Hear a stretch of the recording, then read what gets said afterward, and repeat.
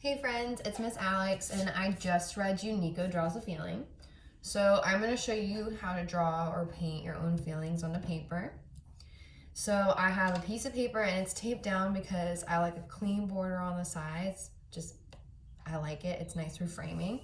It also helps me keep my paper in place. I have my jar of water, my paintbrush, my watercolors. I have a little bit of salt. I have colored markers and colored pencils. So today I'm gonna paint what I feel. So for me, I feel like I miss you guys. So I wanna paint the missing you guys part.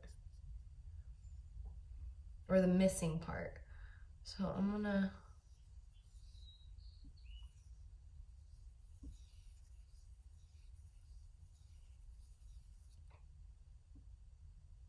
clean my brush in between each color, remember?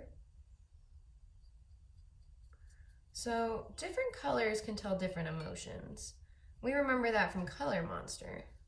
Do you guys remember what blue was? That's right, blue was sad. It was how a rainy day feels. So I am doing these circles kind of like raindrops to kind of remind me of the rainy day feel. And I'm kind of just playing with them. They don't all look the same. And that's okay. I'm using less water too. So if I were to use more water, what would happen to the color? That's right, it would get lighter. So let's see if I use a little bit more.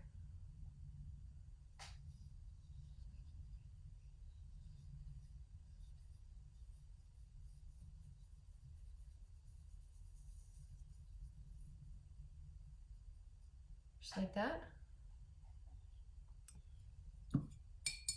Maybe I want to add some purple in there because I just feel like that it's along the same kind of theme.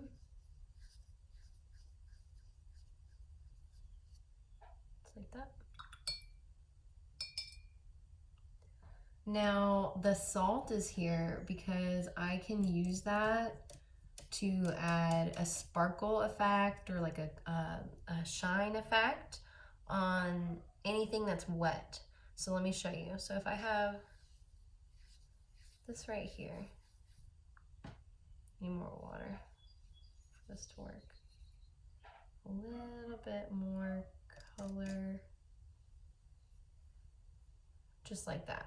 Put my brush down, get my pincher fingers out, and take the littlest pinch. And I'm just gonna drop the salt on that dot. And whatever salt I don't use, I put back in the container. Now, I don't know if you can see this, but there's already starting to be little dots. And what the salt is doing is the salt is absorbing the water. So whatever's left on the paper after you absorb the water is what you'll see. So that's the color. So you see how the color is around the salt? Just like that. So I can add some water over here and bring this watercolor back and then add a little bit of salt on there as well.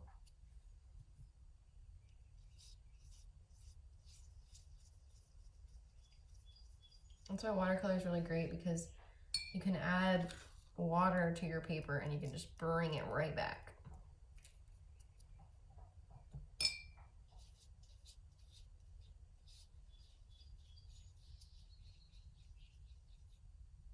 Just like that.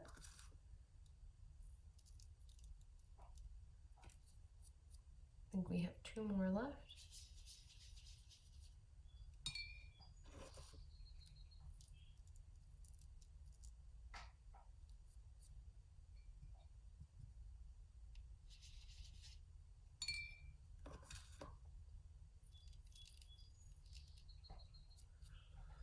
So that's why I really like the salt, because then whatever you don't use, you can, when you're done, you'll lift up your paper and you'll let the salt fall off onto the table, and then you'll sweep up the table.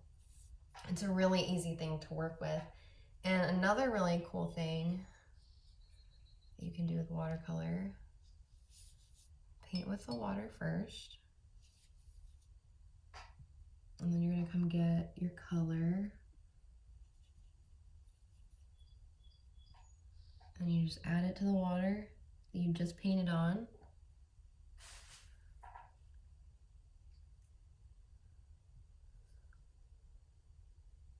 And it's just gonna soak up and follow the line that I just painted. Kind of how my studie showed you the M&Ms and how the color ran. It's kind of like that, except you're using watercolor and you're painting where you want it to run. So if I want to use like a dark purple now.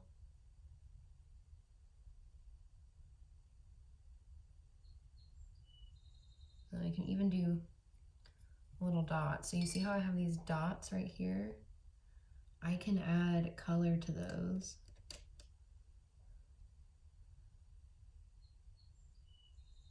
Just like that. You can add more color, you can add less color. You can mix your colors. So that's what's really awesome about when you use a bleeding color like that. You can mix them.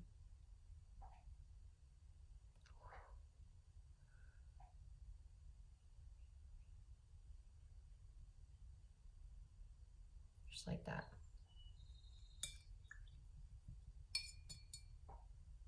So I like those circles that I was working with, but I think I want to try the bleeding with it. So I'm gonna do, whoop, silly Miss Alex dropping her paintbrush. Just like that. So I did one circle of a light pink, another circle with a dark pink, just like that. And you see how it's already bleeding? So I'm doing circles because they kind of remind me of thought bubbles and bubbles in general. So that's why I'm doing circles. You don't have to do circles. I'm just using it as an example. So I really like that purple and that periwinkle together.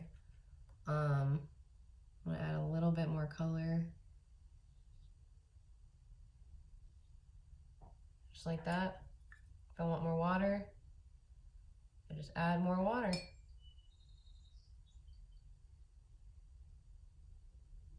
Just like that. Now, I may also want to splatter a little bit. Now, the clean and easy way to splatter paint with watercolor is to get a little bit of color, a little bit of water on your brush. Take 2 fingers. You're going to bump your brush. Hold your brush like this. Bump your brush against your fingers very lightly, so it only gets on the paper.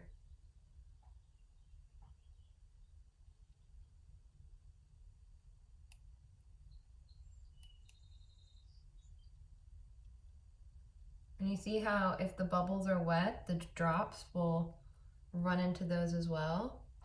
And so now I want to choose a different color to splatter.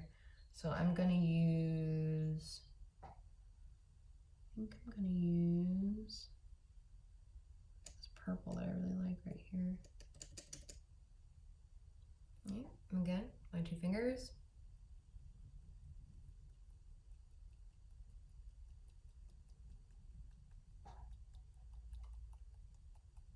And I am doing splatter because I feel like I'm all over the place lately. I feel like I have so many ideas, so many things I want to show you guys. But at the same time, I miss you. And that's why I want to do all those things. So missing you is on the paper. Now, if you have Crayola markers or any water-based marker or washable marker, you can watercolor with these markers. I don't know what that was. All you have to do is keep the water and the marker separate. So you're gonna do maybe, I do a bubble like that. I put my marker away before I get out my paintbrush.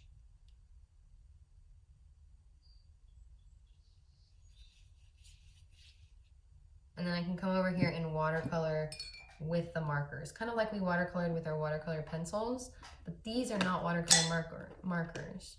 And then I can come back over here and I can take some more salt. I wonder what would happen if I dropped this salt in the little dot that is right there. And this one over here, I don't know.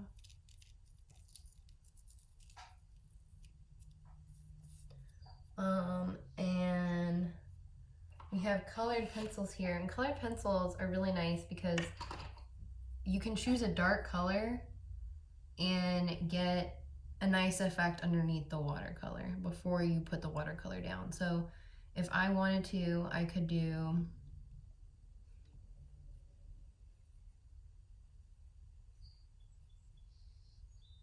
another circle like that. I gotta put it back in the right spot. Then all I would have to do is pick a lighter color. It doesn't have to be the same color. I'm gonna use this one, which means more water. And I can just do it over it and I can still see it, which is really fun. So you can kind of mix it up. You can mix up your colors and your patterns. If you have extra salt on your paper, you can always drop that in other places so that you don't waste it. So I hope that you guys enjoyed my video. I'm going to show you how it looks like when you pull the paper off. So I pull the paper off to the side like this. It starts like this. I pull it like this. So it makes a triangle right here. Pull it off, and so that stops it from ripping my paper. And I'm going to do the same down here. You see how the watercolor didn't go through the tape? Can you guys say resist? The tape acts as a resist to the watercolor and the paint because the paint can't get through it. So it resists the paint, it resists the color. And just like before, I'm gonna pull down. I don't know why I have this little fly buzzing around, but he wants to be in my painting. Sorry, little fly, you don't want to be in there. So this is my watercolor, and as I said, you're just going to drop your... I actually really like that. So I moved my paper when the water was still wet, and you can see it dripping. And so that kind of adds to the feeling of missing or being sad. So that will show you that you can draw your feelings, and it doesn't have to be sad. Now, if I wasn't sad, I could use a color. Could use a color like orange, which might look really nice with this blue on here. Use a color like orange. I could do orange circles, but then I might also do little stars or some type of bigger splatter to show that I'm more happy. Now I can show you that I can feel 2 or 3 things at once by mixing these emotions together, as you see here. And that's kind of fun too. So you can see my happy mixing with my missing. So I have the feeling I'll feel when I get back in school with you guys, and I have the feeling I feel whenever I want to show you guys something cool. So that is my feelings on paper. Can't wait to see what you guys feel and what you're making. Remember to clean up your messes.